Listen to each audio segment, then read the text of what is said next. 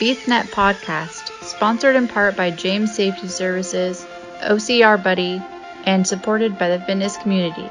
Here we discuss all things fitness related, running, rucking, mental health and preparedness, and of course, obstacle course racing. Welcome to the BeastNet. All right. Hey, everybody. This is Lisa from BeastNet Podcast. And today we're talking to Serena and Christine. How are you guys doing? Give me a little introduction to you guys. Good. Hello.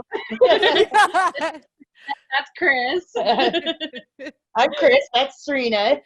Also known as Princess Consuela Banana Hammock today. That's Princess Banana.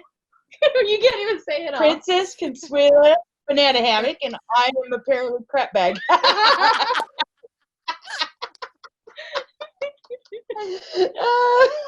Hopefully we can say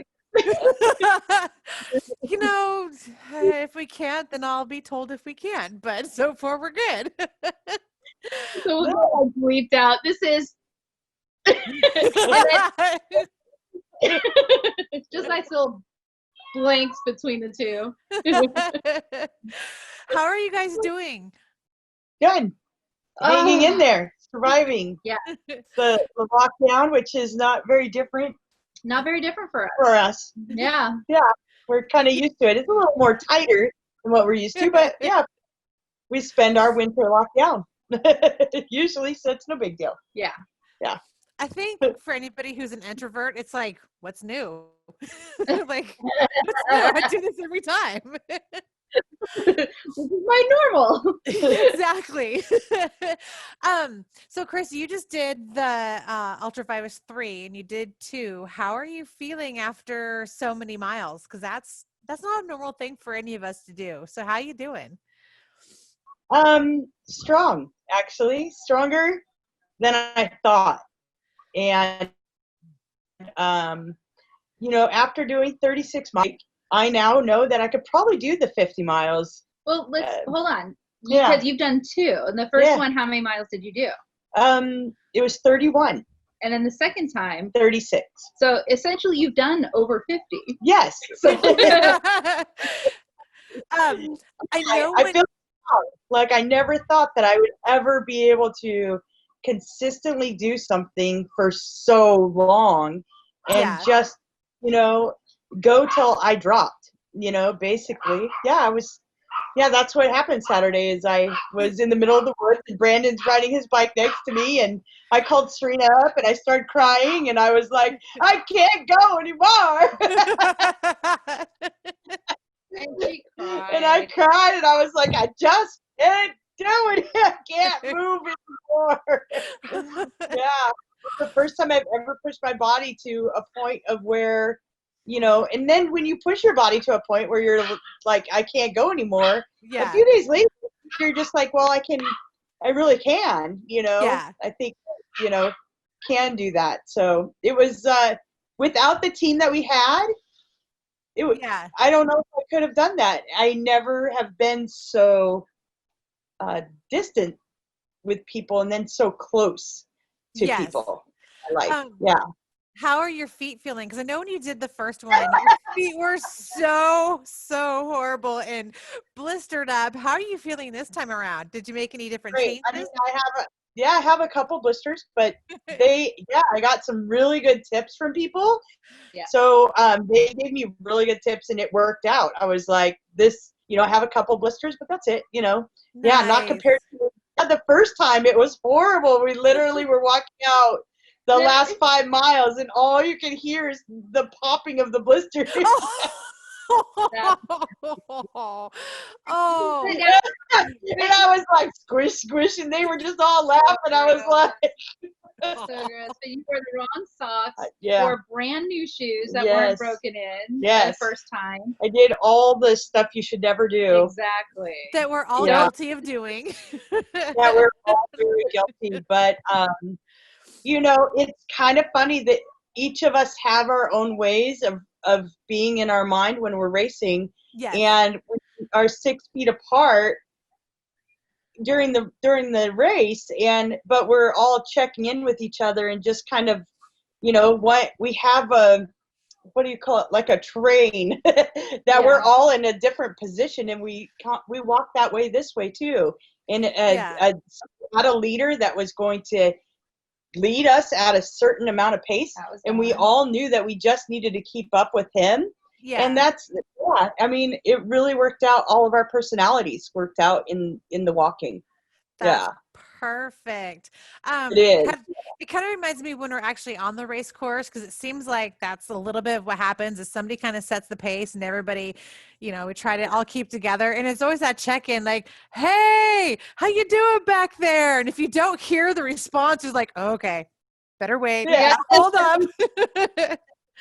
They're in their mind. Let's get them out of there. This last time around, I got to do a lap with them. I intended to do more, but like Krista mentioned earlier, we're having problems with our master toilet. So I ended up coming back home to meet with the plumber to help try to fix it. Anyway, so I got to come out, and Mike and Justin and I, and you've been with us on a couple of the races, but it's always Justin and I. And so I was talking with Mike about it, and it's like, it's very similar to being out on the race course where you got one person who sets the pace, and Mike always has the energy at the beginning, and then he starts to slow down, and it's like, okay, it's time for the next person to pick up. And so then for me showing up when I did, they were already 30 miles in at that point, and or 25, 30 miles in at that point. So me coming in with all my energy, ready to go, fresh feet. Yes. It's really nice having different personalities, but also similar, Yes. We're all kind of, besides Mike, he's a very big talker, and the UltraVirus, too, he actually talked the whole 31 miles. And we had people come and go, and he talked, and it just kept me going. Listen, I could hear him back there. It kept me motivated to keep going. Mike is behind me. I know I gotta keep moving, and it was so. I was like, Mike, I've never seen anybody actually talk for 31 miles. But dude, he has some great. He has some great stories. It's so funny, but yeah, it's great. I mean, we kind of all have the same personality of, let's go, this is great, this feels good. And we don't have that, I get a lot of attitudes about what I do. Why do you do this? And I simply explain to them, I'm not a good parent if I don't do this activity. And people don't get that. Like, they just don't get it, If I don't have a thing, I'm a stay-at-home mom to a special needs kid.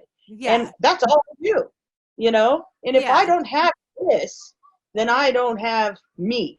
And if I'm not me and I'm not taking care of me, then I'm a horrible partner and a horrible mom. You have to take care of you yourself. Yeah.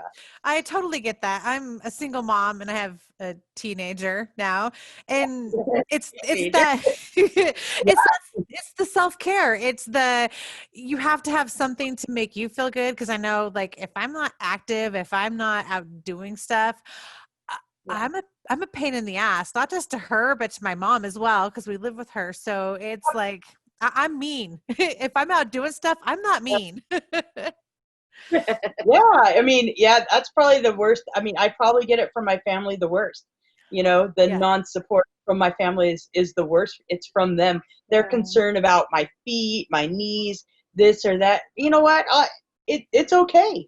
By the time I'm that old, they'll have some robotic or something that will fix me.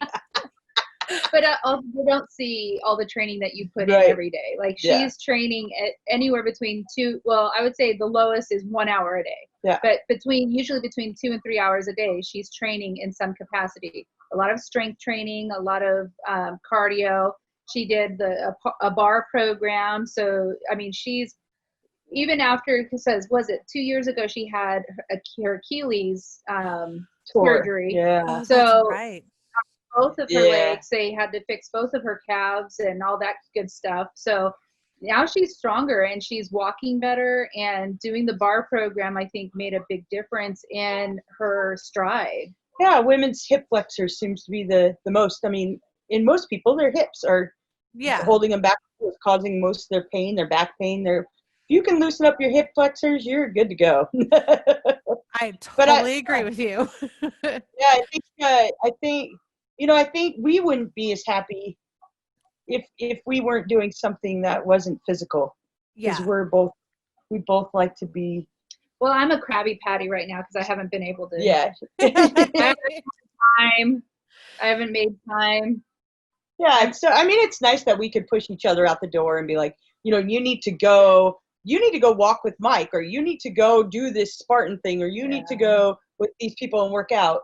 And it's good to have to push each other, Yeah. She's super competitive, though. You gotta have somebody who's competitive. It keeps you going, keeps you on your toes. Yes. Are you guys planning on doing another race with Trystan, like you did with the kids race last year at Washougal? That was one of the most amazing and incredible experiences I've ever had as a Spartan racer, because you see it like a lot in the pictures and stuff, but to actually be there, I'm going to cry, to actually be there, the emotion that you guys had and the support and the smile on her face, it was the most incredible thing ever. And I'm so glad she was able to do that and she enjoyed it. And then you guys were there and just that, it was amazing. Absolutely and amazing.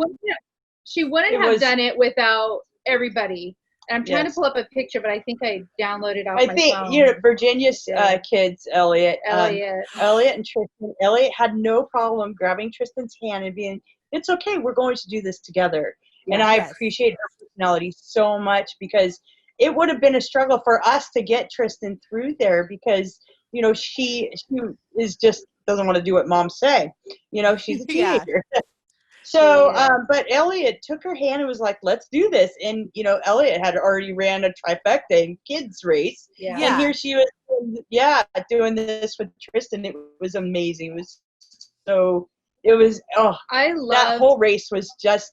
Well, it was kind of cathartic. Something I will never forget. Right. Because I hadn't heard about the Special Spartan until, I think just prior to that. And there was talk about it, but I had never actually seen a Spartan kids race with a Special Spartan. Yeah. And when they said it was going to be in Washougal, I thought, great, let's get a group of people because this is our home turf, right? Yes. And I wanted to really show the community in the Pacific Northwest. And it's like, let's get a community of people who will help either checkpoints or help with the kids and just cheer them on, or be there for what they needed. And I'd never expected that Trystan would be the only Special Spartan there with her two friends, because Erica's little girl went with her too. Yeah. And once we had the did three girls and 30 people helping 30 adults. And having you there and having everybody there. Yeah, which is really nice support, because then if something were to happen, then we knew that we had so many people to help us. Well, and I was still in my walking boot too. Oh, that's right. You were. Yeah. So the idea has come around about somehow strapping Trystan to some kind of board, not strapping her to a board, but like a seat or something, where we can all carry her or push her through a sprint, so that we could all get her over obstacles. Or even a local race too. Right. So there's this kid in Dubai, and his father runs him in trifectas. He has Angelman syndrome. Yeah. So he is, his family, it's called inclusion. So they always try to include him, and his name is Rio. Team Rio, they always try to include him on everything. Yeah. So they do a trifecta, they have a kayak, they row with him, they put it on them. Triathlon. They row with him. He's done Spartans with them. He has gotten muddy. He has done the whole thing on his back. A team has taken him through the Spartan all together. Yeah. And that is probably our biggest goal, is to get her through a sprint. That would be a lot of fun. That would be absolutely amazing. Yeah. It would. Yeah. Yeah, she would love it. I mean, she would just be like cheering us on, Seeing the smile on her face during the Special Spartan, I think that she I don't know, she didn't quite know what it was, and then at the end she got so overwhelmed because everybody was cheering, and it was like, okay, but then what was cool is like the crowd got it, it's like, okay, and then it stopped. And she just sort of took her time getting over the line. And there was so many people at the finish line. It was amazing. It just felt so good. Felt really good. Yeah. So, I mean, Trystan has done other races with Ainsley's Angels. And so basically they furnish all the chairs and everything. And then we show up. But those are just running races. Yeah. Then so they take off and they take Trystan for a race, and she talks the whole way. We give her to the fast people. And she this is all you'll hear during a race. The first one that she did, I did with her because I have control issues. And I wasn't sure, here's this group of people that I don't know, and something happened. So we did the Whale of a Run. I think that's what it was. Yeah. The Whale of a Run in Kitsap. And it was just 1 mile is all I could do because I was still out of my surgery. I had never really run. And so pushed her, and the only thing you could hear is go faster the whole race. And then we were done. She was like, no, let's go farther. Yeah. And we're just like, eventually it's like, okay, you guys are doing the long races and you're like a 10-minute, 9-minute, 8-minute pace. Go, just take her. Oh, that's awesome. Yeah. So I know that you guys have been doing a lot of fundraising to get her a new support dog, and you guys did the stair climb. How was that for you guys? Fun. It was so much fun. So I got this idea from Team Rio, and what they had done was in their house, because they're locked down in Dubai too, is that they attached Rio on him, which I cannot attach Trystan on me. And they walked the amount of stairs of the tallest building in the world in their house. Yeah. And so they did that as a fundraiser. So I was like, of course, we're going to do this as a fundraiser for Trystan. And Trystan did her up and down, she could do. Yeah. And so, it was a great fundraiser. I totally loved it. That was a lot of fun.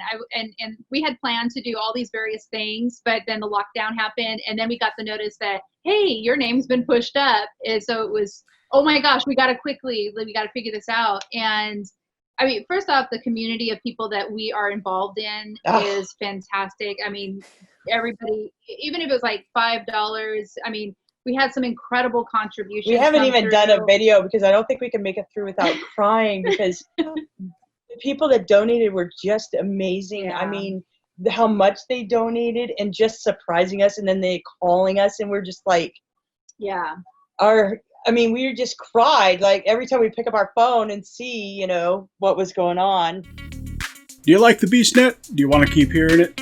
Be sure to follow us on Facebook, Twitter, Instagram, and more at BeastNetPod. I paid him. There we go. There you go. All right. There we go. We're good to go. Yeah. Anyways, as soon as I thought about the stair climb thing, and then I put it out there in Facebook land, it was like all of a sudden all these people wanted to do their own virtual stair climbing.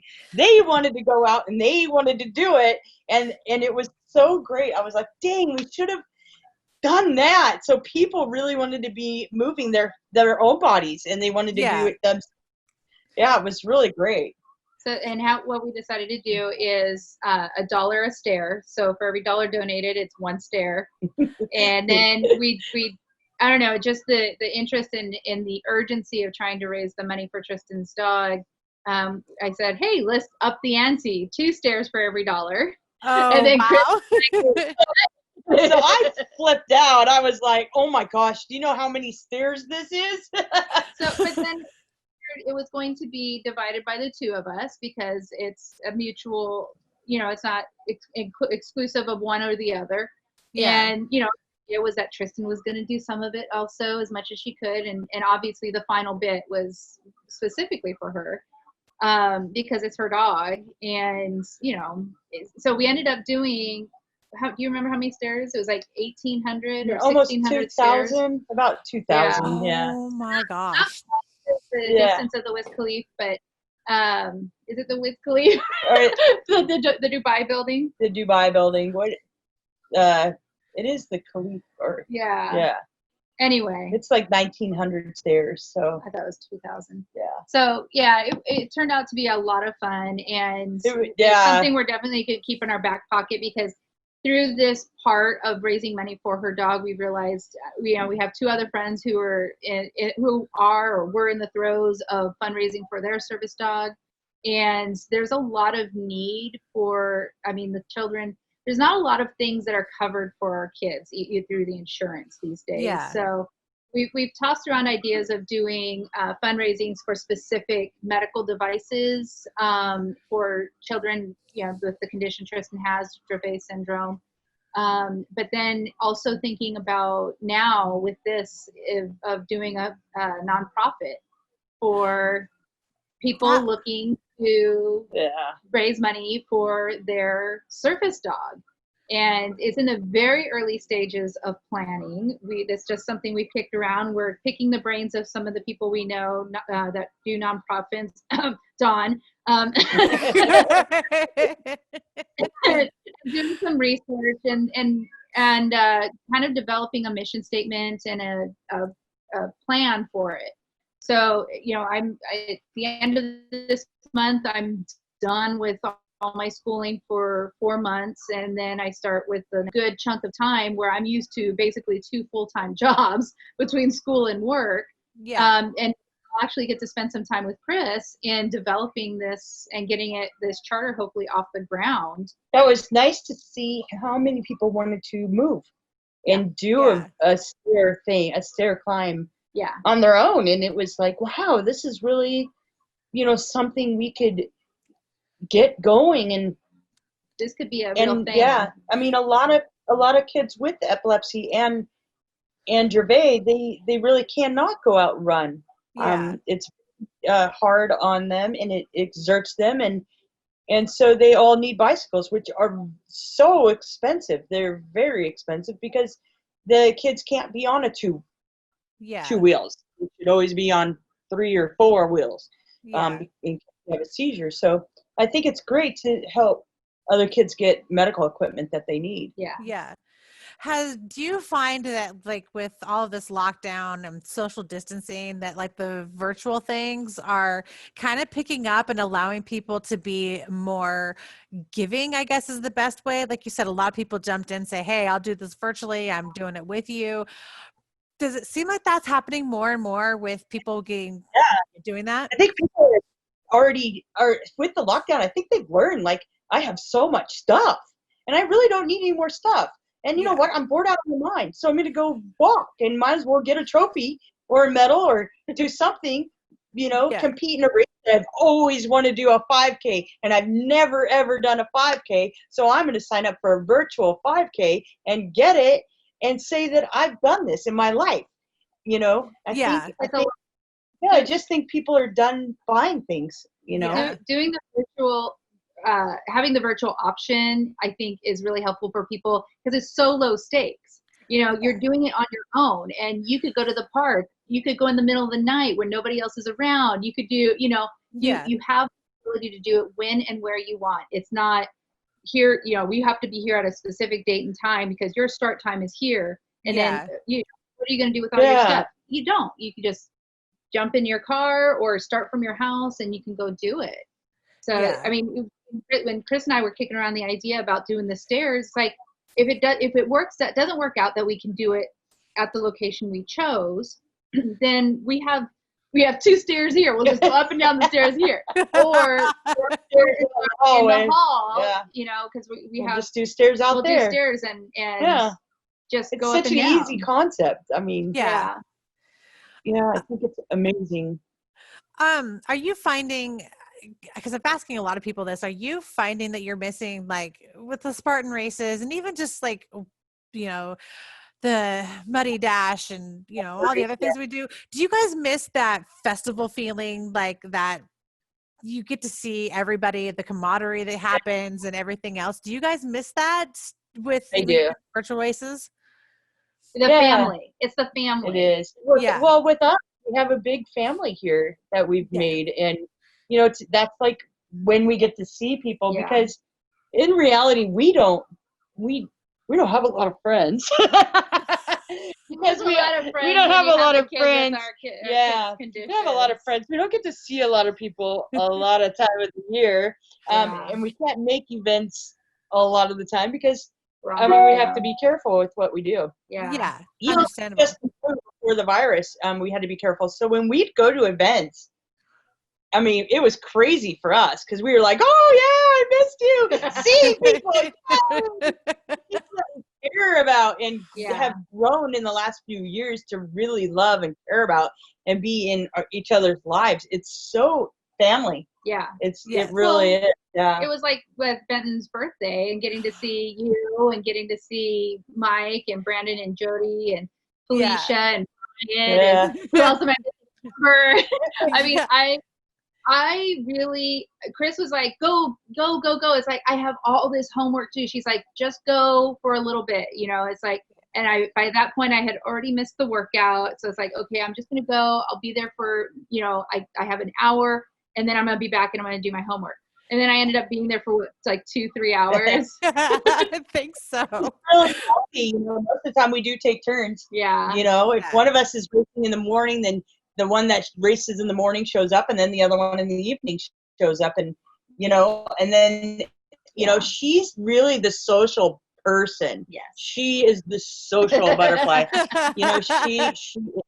It really does something for her health, her mental health, and her happiness. So I am not so much. So I don't mind. Go do your social thing and have your social time, and I will catch up with you later. Yeah. Gosh dang this thing. Don't go anywhere. I'm here. It scared me. I was like, I'm here. She freezes. Let's hope it's not a compromising position. I don't know what you're talking about. Did Chris just smash me? Maybe. I don't know. Usually. And the Zoom option's been really cool. I mean, there's been a couple of things, get together with some of the people through Zoom, and I mean, it's fun. We get like this. We get to chat with you, but at the same time, it's not the same. Mike put out a karaoke thing, and that was hilarious. That was so funny. It's Sanchez. Yeah. Oh, that's awesome. It was so fun.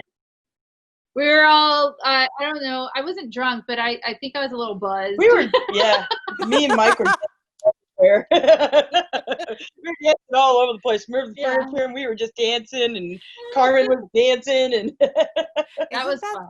Isn't that the only way to do karaoke is a little buzz? Because I won't get up there and sing if I'm not. Yeah, I mean, it is kind of weird, like not seeing people that we would usually see this time of year. It's like we go through flu season lockdown, and then when it's race season, we're like, let's go see our friends. We usually just meet up with a bunch of people at different races all through the season, like Rock and Roll Marathon, chocolate race, and meet some people at the Bubble Run, and it's just like meeting all of our friends during the whole race season. That I miss that. Yeah. Me too. I live so far out from everybody. Like I'm the only person out as far as I am. So not having that ability to see everybody and have the ability, but kind of not really with what's going on. But oh my gosh, I miss that family contact. Like I almost started bawling when I saw Mike for the first time at the UltraVirus. You have to remind your introvert self that you like to be an extrovert sometimes. It's so funny because like Audra and I say that we don't people because we just don't people. But it's funny that we've become people, and it's really weird. I'm like, I actually like peopling. Ooh, when did that happen? Yes. People with the people that you want to people with. Yes, that's exactly it. It took me a long time to people with the Beast group. I mean, I'm very anxiety, I have a lot of anxiety. And I don't think anyone believed I actually had a partner for the first 2 years. I have a lot of social Because I heard about anxiety. this person, but never thought she was elusive. And then when she did go do a race, she was on her own. Like, she does not race with other people. I've noticed that. That one time. Didn't I take off on one time? I took off when I was supposed to race with you? Yeah. I'm so mean. I'm just like. No, it was just funny because you were with us. Next thing we know, we're like, where'd Chris go? Yeah. And we finally caught up with you for like a minute or two, and then boom, gone. I'm like, all right, okay. Don't take it personal. That's how she races. Even when we race together, like there was a point in time where I was in better shape. Yes. And I would race, and then I would like try to keep her up to my pace, and then she would be slower, so I'd slow down and I'd stay with her. So now that the tables are turned, like 6 years ago, that's the way it was. Like, I could not keep up with her. Before my knee blew out. Yeah, so I could not keep up with her. 4 years ago. And then wait up. Yeah. So now, I mean, I remember doing a hot chocolate race and up Aurora Hill, and I was like literally dragging her. This was 4 years ago, right before my knee blew out. Oh. And it was like a week before I broke my knee. Yeah. And so I was sitting there, I'm literally pulling her, dragging her. I'm like, I'm training for a Spartan in April. I'm like, taking this training. So I pulled her up this hill. And then now here we are. She's in better shape. Yeah. She's more conditioned. And so now when she goes on a race, she's like just off on her own. After I had like, my Achilles tear, my calf done, I was like, wow, look at this. I can go. Oh, get out of here. And then I get some anxiety when I'm like saying I'm running with people. I get really social anxiety because I don't know how to be with people. So I just kind of people even when she people. I don't even know how to. I don't either. So I just kind of take off and just go and just be like, I mean, because it's a race, and I'm like, I'm going to get. In my mind, I'm going to be in like first. Second or third place, but in reality, I'm like in 300th place. But that's a good mentality to have. The older I get, the better chance I have to get first place. So when I'm 74, I might get first place. Yes. Age group because of my age group is dead. I'm out there with a walker.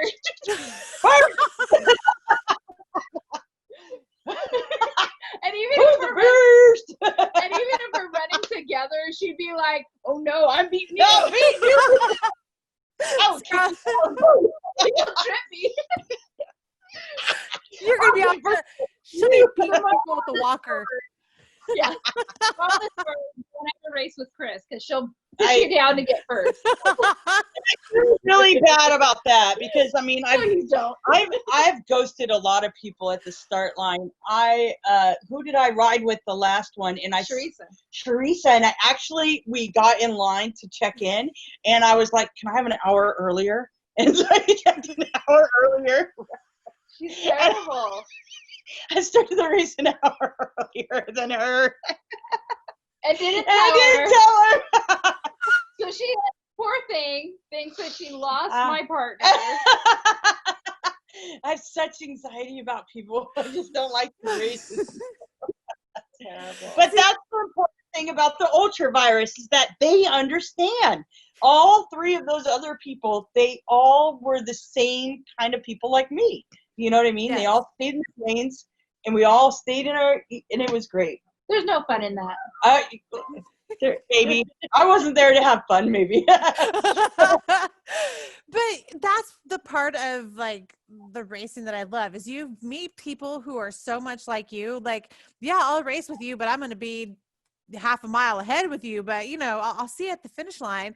But it does, like, you start to get a little bit outside that bubble once you start getting to know people better. Because I'm so socially awkward. It's not even funny.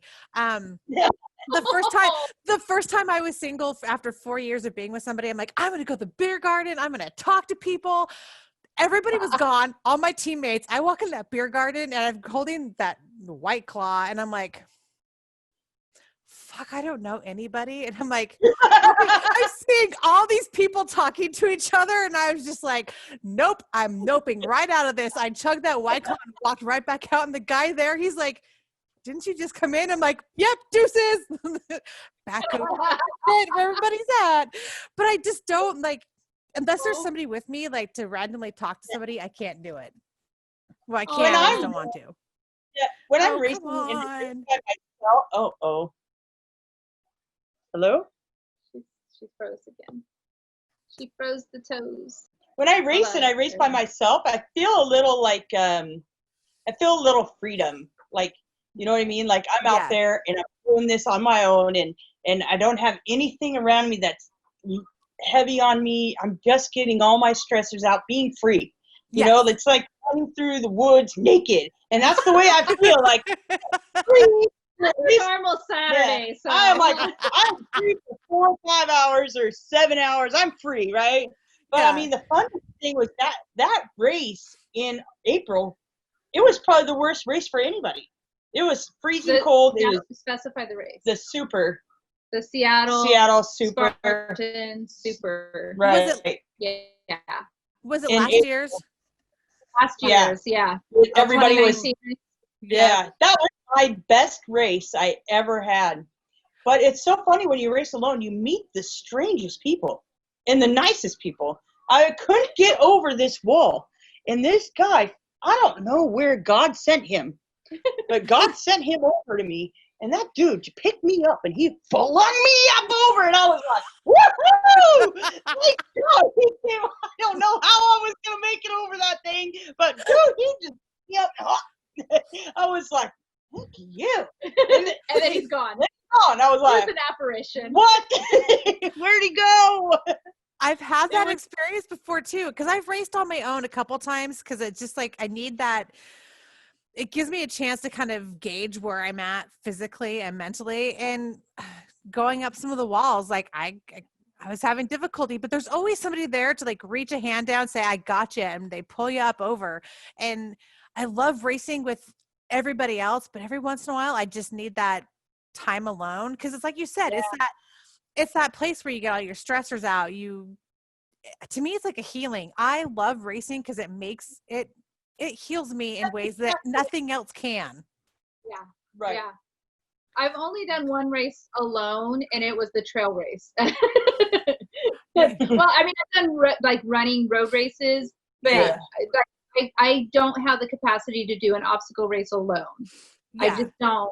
I that's my own self-doubt. Maybe before I broke my knee, I was in such good condition and in such good shape that I could have run a race on my own. But since then, it's just like, I mean, I'm lucky to get over the little 4-foot walls, on my own, because I don't have the vertical. I mean, that's probably with the training, but the trail race is the only one I've ever done without other people. And that was only because I had a volunteer shift, that started at 12:30, I think it was. Oh, man. So, I want to race with you, but I got to go. Like, that's yeah. Yeah. And I wish I had my team because they had that stupid A-frame at the end. And heights is not my favorite. Like the stairway, the first time I went to Stairway to Sparta, I legit cried. Like I stood there, I looked at that thing and I was like, what? And then I cried the whole time, I was shaking the whole time. And then I got over and I'm like, okay, I didn't die. It's funny how we look at obstacles differently. I'm like, yeah, all right, let's just get this over with and done and go through it, whatever. And she's like, oh my God, oh my God, oh my God. I psyched myself out. And she's like, So I did that in Montana in 2015. My first beast, Christina ended up me and her we bonded, we hung out, we got to the A-frame, and the A-frame wasn't just the A-frame, it's on top of a freaking mountain. You see everywhere. And I'm like, yep. what the fuck do you want me to do? I got to the top and I froze. Like, I'm straddling this A-frame. I'm like freaking out. And Christina's like, just look at me. Just look at me. We have a friend down below. He's watching us. And she's like, she goes, here. And we just started playing patty cake. And then we just started calling it titty cakes. The guy down below us, Ernesto, was laughing so hard. He's got pictures of us playing patty cake on an A-frame. But that was, it was the only way that I could focus. And then I was able to get down and I didn't completely fall apart. Just a little. Yeah. Just a little. Yeah. I know what you're talking about though, because the first Montana Beast that I did, the A-frame is in that same spot, and it's a beautiful view. Yes. And coming up, I'm like, oh my gosh, I'm gonna get to the top. I'm gonna take pictures of this beautiful, gorgeous view. I got to the top. She never brings me a picture. Never has she brought me a picture. And here's the A-frame, and I'm like this, laying on it. I'm like, can you sit up and take a beautiful picture for me? Because I've never done Montana because she's always gone. For some reason, the extra 2 feet of getting my body off of the bar at the top and sitting up was too much. I mean, I was going to lose oxygen at that point because I'm too high up in the air. It's the same oxygen up there as down there. In my head, that was terrifying.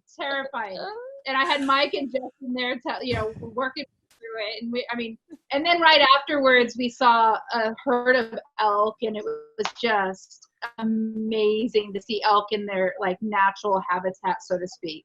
Yes, that was pretty amazing. So it was worth it, but I didn't get a view. I'm surprised I didn't drop my phone. I had my phone out. I was ready. I thought, okay, I'm going to get to the top, and I'm going to take a picture. And that was the whole plan. The whole time I was like, get a picture off the A-frame of the view. No, never. No. Twice. She's done now. She doesn't get to go to Montana. Oh, I'm going to Montana. And that was this time. This year was my race year to go places. See what happens. See what happens? Right. On Chris. All the races is Chris's fault because it's all Chris's fault. Even Hawaii. Yeah, Hawaii. Yeah. Hawaii last year. That's right. Las Vegas, my fault. Yep. 2 times Las Vegas, my fault. But I raced on my birthday. I got the flu. I'm out. See ya. I have the flu, and I'm with Trystan, and my mom has the flu, and she's like, well, I'm just going to go out for a little bit. No. I don't think I saw her the whole weekend. This race is awesome. You saw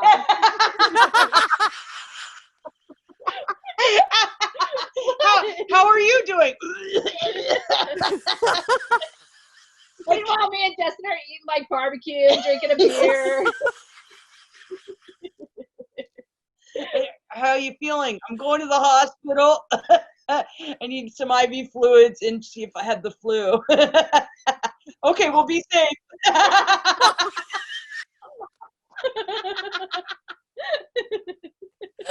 The love after 23 years. Priorities. Bitch, it's race day. We ain't got time for the flu. We don't got time for the virus. No time to be sick when you got a race.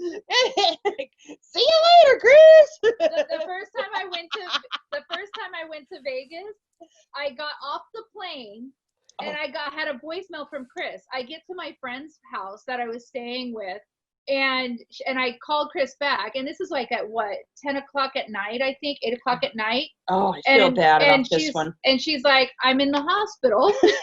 It's like, okay, well, I will get the next flight I can out. So that's what we did. I literally turned around less than 24 hours. I think I was in Vegas for 12 hours, including sleep. But, I made it up to her. I sent her to Hawaii to do the Spartan trifecta. Yeah. I made it up to her. And then Hurricane Lane happened. So she didn't get the race anyways. But I met some really great people, and it was a lot of fun.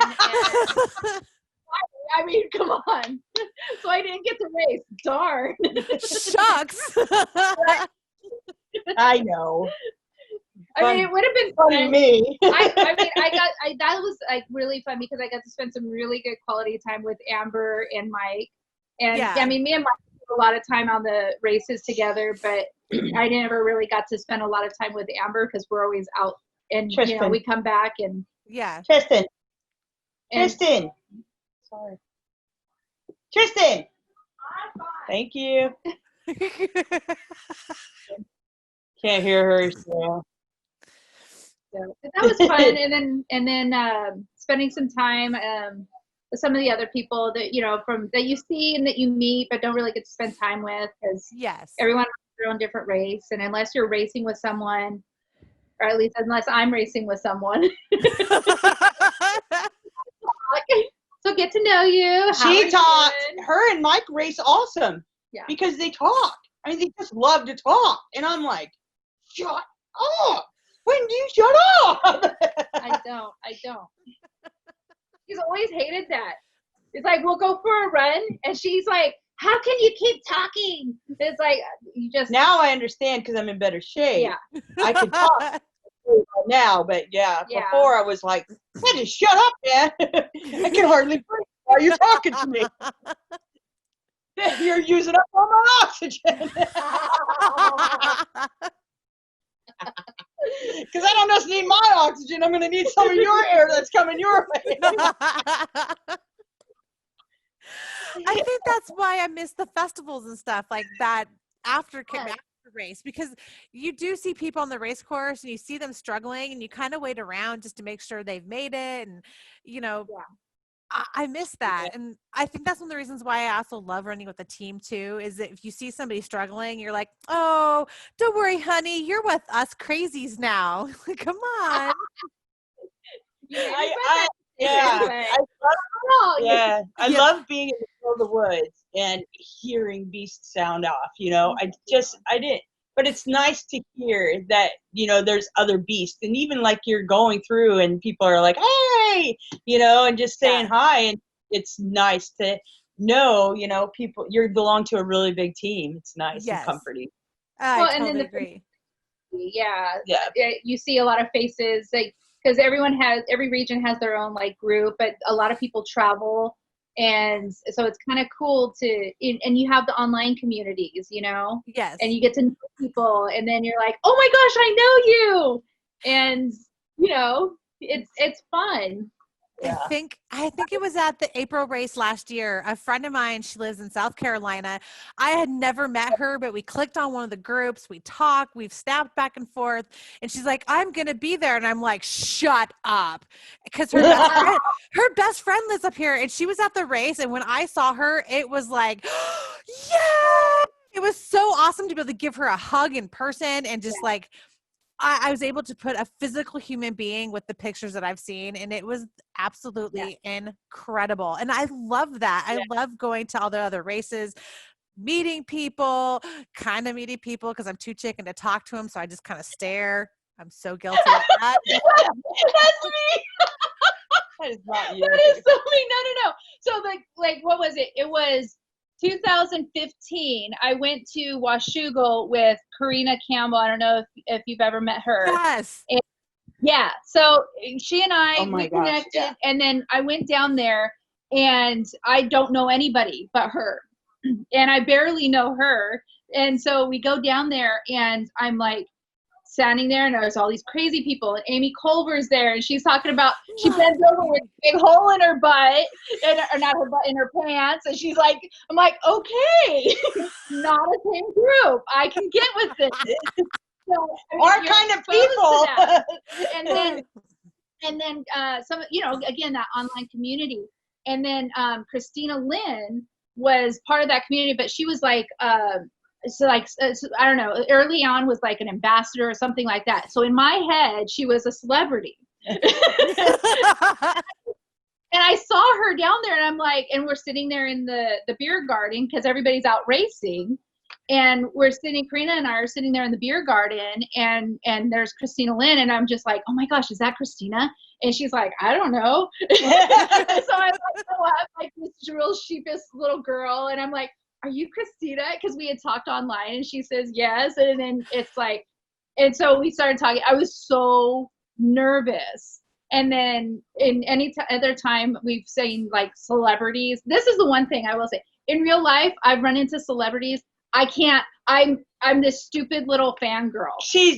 My gosh. I've literally been feet She away will from call Sue me Bird. on the phone and be like, listen, Sue Bird's right in front of me.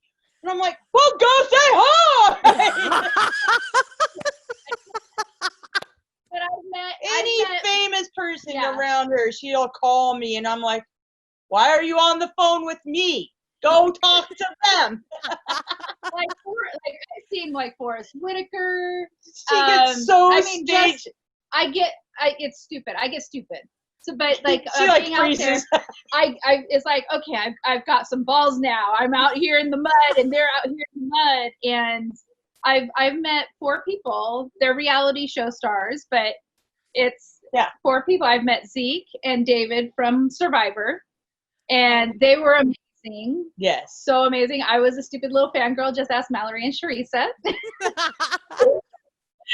And then I've, on the side of a Montana mountain, I met Cara Maria and hang Polly on. MTV. Oh. Back. I'm back. Back. I need to just move my laptop to like plug it into the internet, but I'm too lazy to do that right now. It literally is like click and click. Well, it's all the way over that direction, and I don't want to go over there because I kind of stashed stuff out of the way. There was a trail of. Yeah. It's so far. Well, I stashed stuff over in the corner for the party, and I haven't cleaned the corner out yet because, out of sight, out of mind. Yeah. Important things to do right now. Exactly. So how was your birthday? I'm so sorry we didn't make it. Oh, yeah, we're not making much. No, it's okay. It was actually really good. It was the first time I've ever had friends at my house because I live with my mom, and I'm really weird about people coming over. And it was great because Audra was here, and Mike and Amber and Benton and Jody and Brandon. It was just amazing to have all my friends here. I had some of my friends locally here. My closest friend that I've been friends with her. See, I've been friends with Nikki for like 30 years. And this was the first time she's met my race family. She sees you guys' pictures all the time. She hears me talking about it. And it was the first time she's met everybody. And it was so great to kind of integrate my entire life with the one thing that fills my life, which is racing. And, it was incredible. I had a lot of fun, and I would love to get my friends who aren't into racing to come to some of the races, if not to just volunteer or just to watch and spectate, because it's such an incredible environment. Nikki and she got me started in this.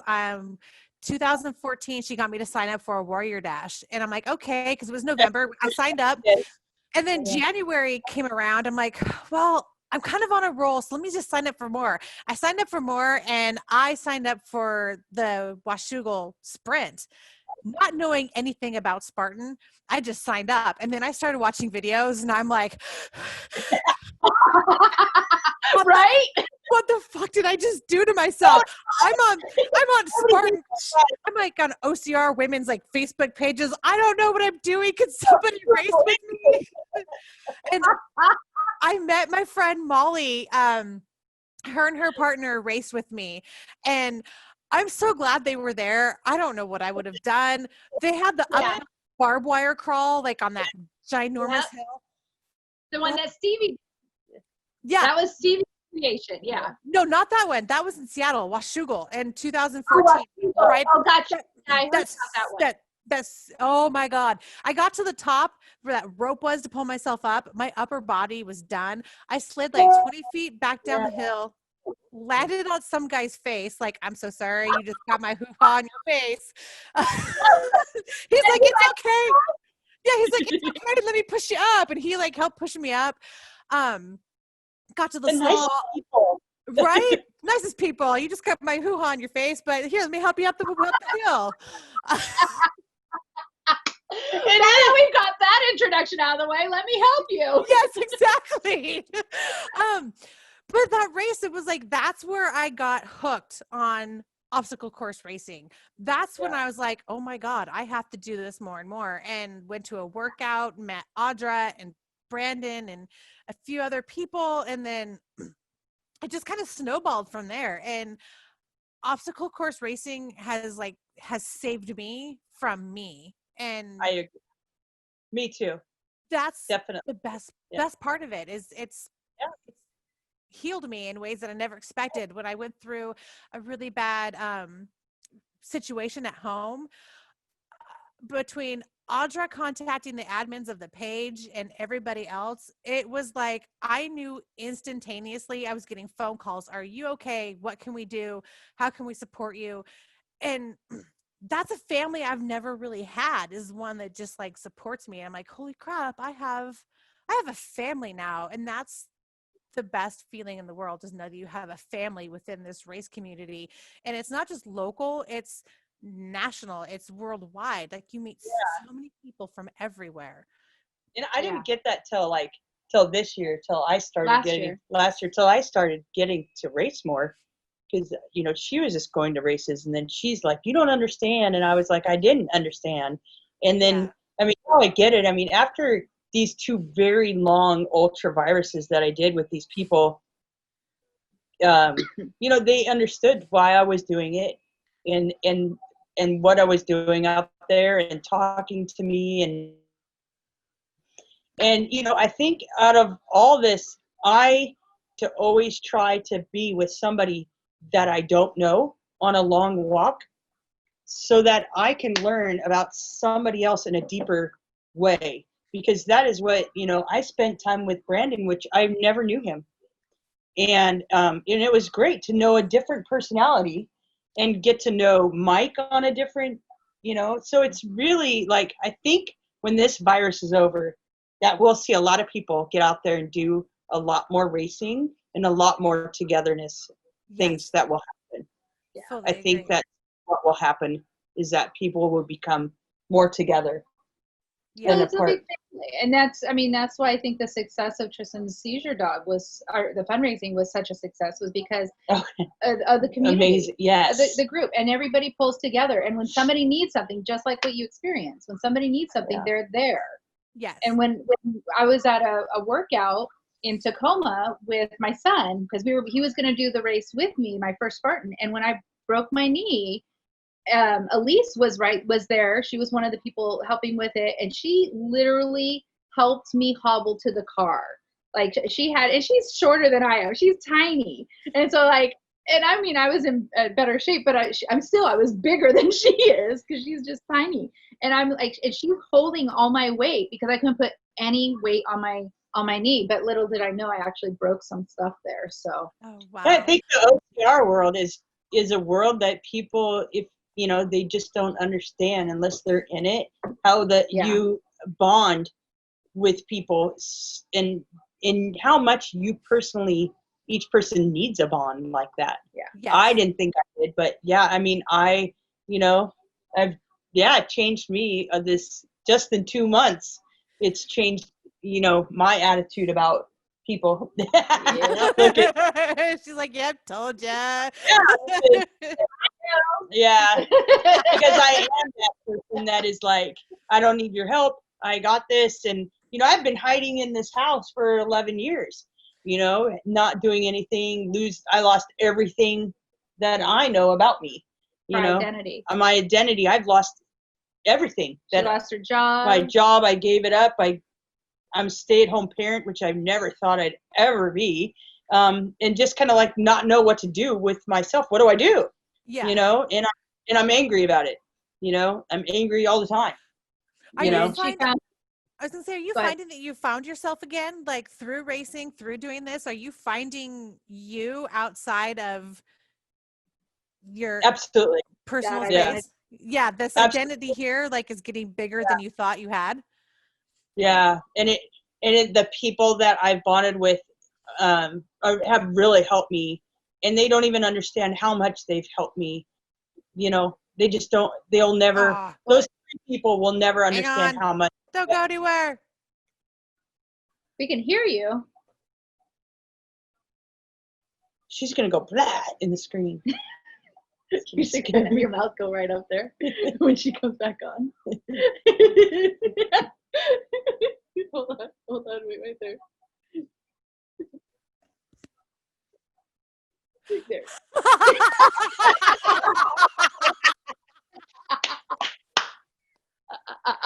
You're lucky with my mouth.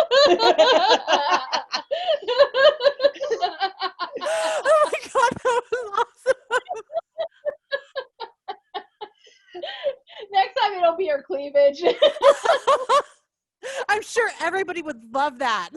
I know. No. There'd be a big, huge censored thing across there. Like Dawn's like, come on, guys. Come on. Sorry. That's what I lived with. But you were saying like how it's changed you. Like, how's that opening up your world? Well, I struggle with, being a Sagittarius, you really care about people in a deep, deep way. And you don't it's amazing. Yeah, it's amazing how deep you care about people. But when you let people in, then you really let people in. And so, it was scary to go to a race that I knew that I was going to be stuck with 2-3 other people for a very long time. And what am I going to say? What am I going to do? I'm nervous. This, that, not knowing anything. And not really knowing anybody other than Mike. Yes. And only through my experience with Mike. Right. And since that first time. Yeah. Virginia has been phenomenal in Chris's growth recently. Absolutely. Yeah. And absolutely. And I don't think they understand how, I haven't been around other people, or, I don't get out. I talk to an 11-year-old who has, she's delayed. So I spend this all the time, my whole life with that. And I don't get to go talk to other people, and I don't get to go to the store. I don't get to do this stuff. So, that's kind of my life. So when I do like this thing, they don't understand how much it means to my life, how much what they're saying or spending time with me or doing is such a huge impact in my life. And I appreciate them so much, for being there and going through this with me. It's great. And I feel like I'm alive again, doing these races. I feel like I'm alive, and it hurts that my family doesn't understand it or support me. That hurts. But my feet hurt. But other than that, I feel great. I feel great that I am capable of doing something like this. That's the great feeling. That's the best feeling in the world. It is. I didn't make the 50 miles. It's okay. I hugged them all. I cried and left, and I'll try again next time. Yeah. But that's, it just gives you more goals to reach. It gives you like, okay, I have a new goal. I've made it 36 miles. Okay, next time I'm going to make it 40 miles. Like, you're going to increase it with every time you do it. And having those people like Virginia and Dawn and Mike, having everybody there to cheer you on in whatever way works for you, that's the most incredible feeling ever. Did I ever think in my life that this year was going to be at home stuck and not do any Spartans? No, but I would get an ultra Spartan race done. I never thought that I would ever do that this year. No. I'm a little jealous. Yes. She's got the little wedge. I never thought that I would ever do an ultra. But it's amazing when it's amazing when you tell yourself there's no way I could do that, and then you do it and you're like, wow, I did that. I can't believe I did it. Let's do it again. That sounds terrible. Where do I sign up? I was going to say, that sounds like every Spartan. God, I hated this. It was miserable. When's the next one? Can we do it again? It's so funny because we have these ongoing jokes when we're doing the race, and they're just like, and Don's at the front, and he's just like, you know what? I think we're just going to add 2 more miles on. No, we're not adding 2 more miles. Do 50 Tuesday. No, I don't even think I'll get to 50. 31, he goes, I think we're going to do 40. I'm like, no. No. What was it this time around that you stopped? What happened? Because last time it was the blisters. Like her feet were gnarly. I don't know if you saw pictures. Yeah. I don't know if you've ever been to a point where your body cannot move anymore. I couldn't go anymore. I couldn't go anymore. I couldn't move my legs. I was hurt. I was cramping. I couldn't go anymore. It was just like, I cannot do 15 more miles, which is stupid. It's so stupid in my mind. I'm like, man, it's just 3 more loops. Yeah, 3 more loops, 5 miles. But when your body tells you that it's had enough, you kind of know. I've reached that point, my first beast in Montana. I kept pushing through it. I started getting leg cramps at mile 2. Oh. But I pushed all the way through. I was so physically exhausted afterwards. Like, I don't know why. I'm like, why did I do this? But it's that point where you're like, crap, I can do this. I can do anything. And then when we went to Kimberly a couple years ago,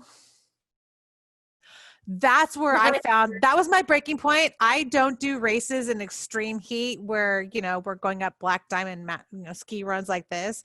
My whole plan to go up there was to do a trifecta weekend, and I did a sprint. And that was it. But my body was done. And Audra experienced like almost the same thing. Like that heat and the lack of water stations that they had, it ruined it. Like we were done. Our bodies were done. We made the best of the weekend, but you get to that point where like, okay, my body's done. I've made it this far. I can continue to do it again. I just have to push a little bit farther. So you're reaching that and you're finding where your limits are, but you're starting to push past them. And that's absolutely incredible. And I was done.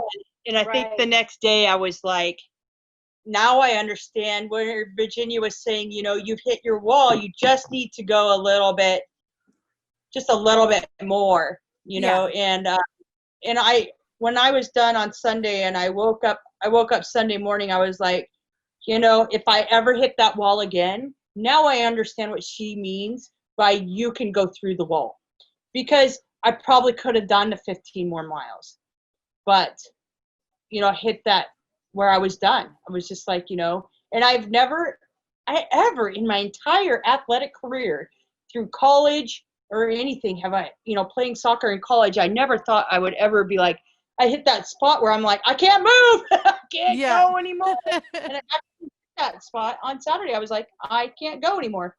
I cannot go. Yeah. So, I mean, that was amazing. And it felt incredible to get to a point like that in weird way. Because you felt it now and you're like, okay, I felt it. And I was done at that point, but that gives you a chance. Okay, when I get to that point again, I know I can push a little bit further and a little bit further. If people can relate to it as in weightlifting, when you are going for a max weight lift and you are at your max weight and you've gone up 10 more pounds and you're like, I got this, I can do that. And you just barely got it, but you can't get it. And then you let it down. That's exactly what it feels like when your body gives out. You just almost got that, but next time you'll get it for sure. Yeah. That's what it is. Yeah. It's just like almost getting your,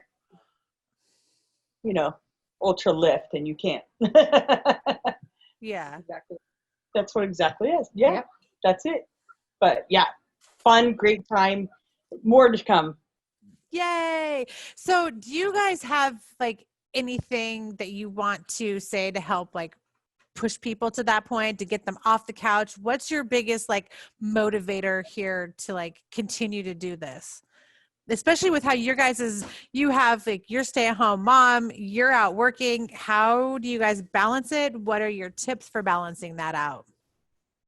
As a couple of people who, well, again, she's really competitive, and I used to be, and I realized that that's not a good look for me. It's just not. So but because we're both, I mean, our whole relationship, we've always been really active. And before Trystan, we were both in really good shape. I mean, we go for long bike rides. had we found racing back then, Yeah.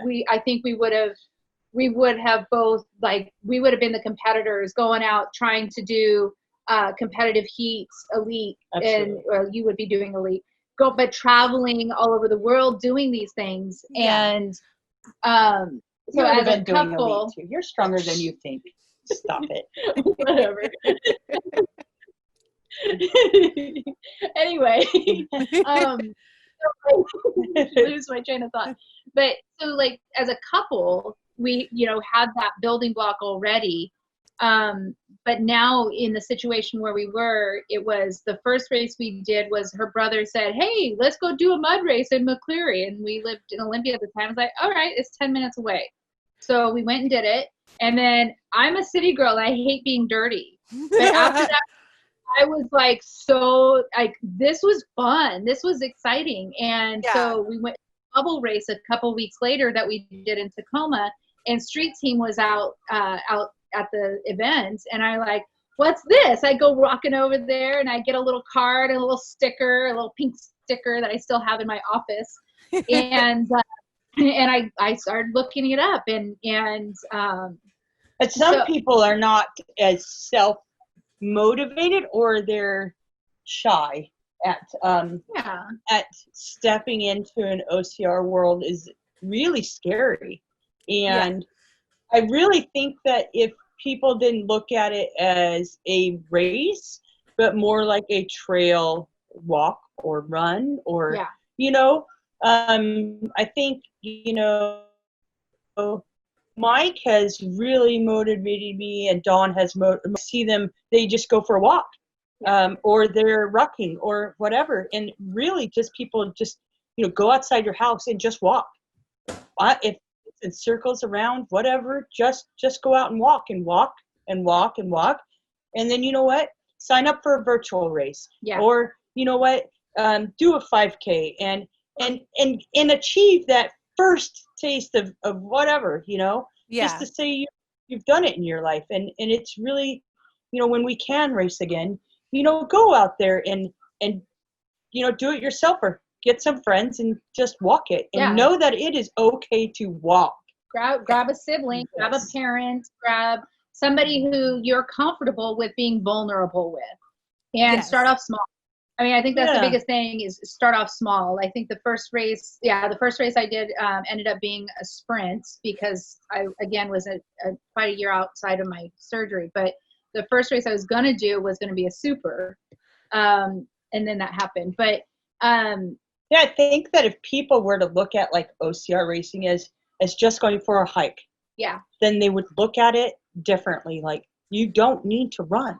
You can really just join this race and go for a hike, or any other race, event or OCR, whatever. Just go out and go for a hike and just get some fresh air, and look at it as that. There's nothing else to be scared of, except for just moving your body. We all need to move to be healthier. Yes. The massive obesity in the United States is insane, and we need to help each other out by just supporting and saying, let's go do this. Let's go for a walk. Exactly. Totally agree. And on that, because a lot of people are like, well, I don't know anybody. And in reality, you don't need to know anybody. I mean, we've met several people out there, and we always say, you're running your own race, and because we're not doing competitive, we're not doing elite. They've got their own set of special things they got to do.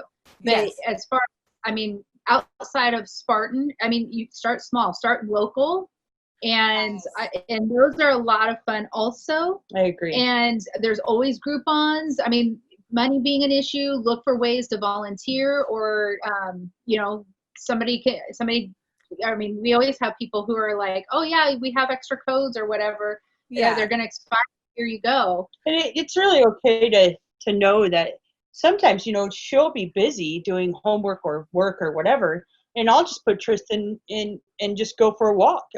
We'll walk end up walking like 6-7 miles, just come around and, just go out for a nice walk and get some mileage in. And if you're clocking it on any kind of thing, then, you should feel good that you're out there just doing that many miles walking. Yeah, exactly. anything that is going to excite your endorphins in your body is going to help your mind work better. But there's something about or events that special. It's different than just doing it alone because you are out there with a group of like-minded people. Yes, totally agree. Yeah, absolutely. And the same minds. Shenaniganizers. Yes.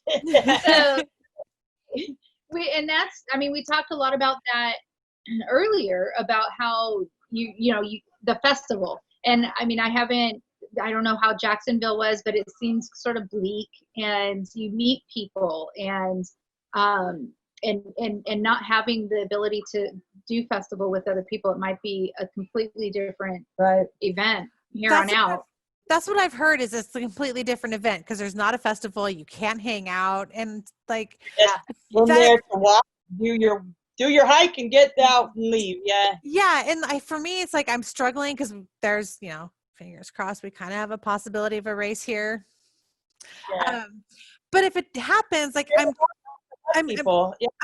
questioning even just deferring my races from that, because I go for being with my team and my family, and then afterwards it's seeing everybody else's reactions. It's seeing the people that have done it for the first time, and that weariness of like, oh crap, what did I do? But can I do it again? Like, it's all of that. It's seeing the elite racers and the competitive racers. And then you come by the biggest tent and you're like, there's all your friends yelling for you. Yes, exactly. So that's my struggle this year, is like, I don't know if I even want to go because that's not going to be there. I miss racing, but I miss my family time. I miss that. I miss that feeling of being at a race. I'm so looking forward to next year and being able to do all of that again. And it's like you said, if you're going to start local, find that local little race that needs help, pennies for quarters, run amok, because it's the beginnings of OCR. When you do that, it's the beginnings, and you see we have hay bales for pennies for quarters. We have big round ass hay bales that you climb over. Like, that's the root of where we started. And that's one of the best places to start, because it kind of just starts to get that, I can kind of do this. And then you jump into like Spartan and Tough Mudder, and you're like, holy crap, what did I just do? But you're hooked after that. Like, okay, I can do this. Yes. That euphoria of I can do things that I never thought. And that's the release of good, healthy endorphins that make you feel good. Keep you going.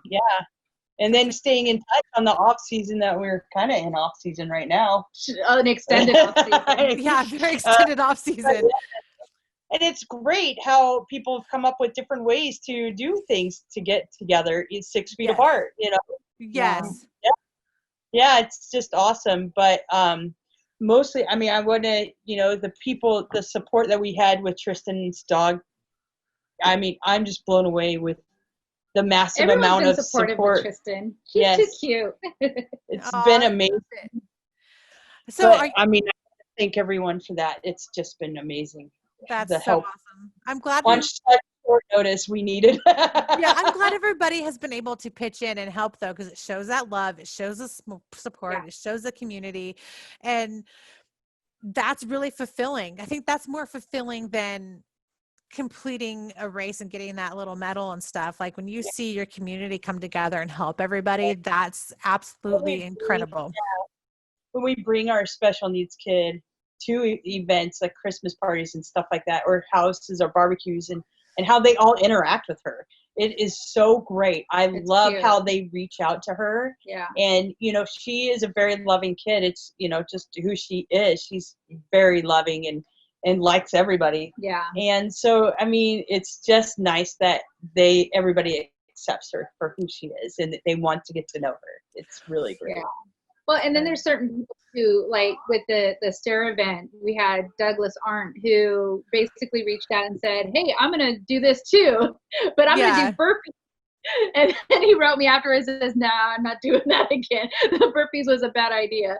But I mean, he raised $1 a burpee, and then Crystal Karen she did it with her family, and they videoed it, and so I mean, I just want to kind of shout out to those two because they, you know, kind of went above. And I remember when we were planning for the Special Spartan last year, and not realizing there was only going to be one Special Spartan. Doug and I think it's Ken were the first two people to just jump up and say, what do you need? And these are people that I never really interacted with prior to, and now I consider Doug to be like family. He's been amazing. It is just amazing how you meet people and supportive. Kindness is out there. Yeah. Yes. Totally agree. Yes. I mean, I could probably do a whole other podcast about that Special Spartan event and like talk about in the planning and then what happened. She can talk for days. God. Well, you commandeered the whole thing. See, you're social. Yeah. She's antisocial until you ask her a question. I'm coming back, letting you to just go. Oh, now. Well, I'm gonna have to wrap this up because we're going on an hour and a half, so I'm sure Dawn's gonna be like, what? Can I just real quick, Lisa? Yeah. I'm sorry. So today I read that somebody in the Spartan community just passed from COVID. Yeah. Derek Williams, and I never had the opportunity to meet him personally, but he seems to have affected multiple people in my circle, my Spartan circle. Yeah. And just to the family and friends, you know, our hearts and prayers to everybody, and just realizing that this is why we're trying to stay in the safe confinements and using masks, is just because we want to be able to see everybody at the next race season. Yeah. Race on. Yes. So anyway. Totally agree. Thank you. All right. Well, ladies, I will talk to you guys later. Thank you so much for coming on and talking with me. I really appreciate it. And hopefully I'll see you guys soon at the next whatever virtual race for millions of miles that Dawn wants to do. All right. If he says 30, always tack on 10 more. More like 20 more.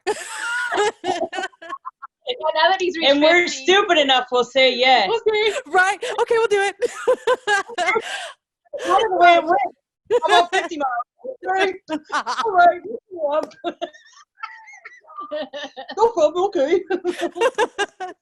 All right, guys. I'll talk to you later. Thank you. Bye. Bye. Thanks for listening to the BeastNet podcast. If you haven't done it yet, find us on Facebook, like and share the podcast. Give us a review on iTunes or Spotify. All these things will help to expand the show in the future. Don't forget to subscribe and let us know what you think and what you'd like to hear.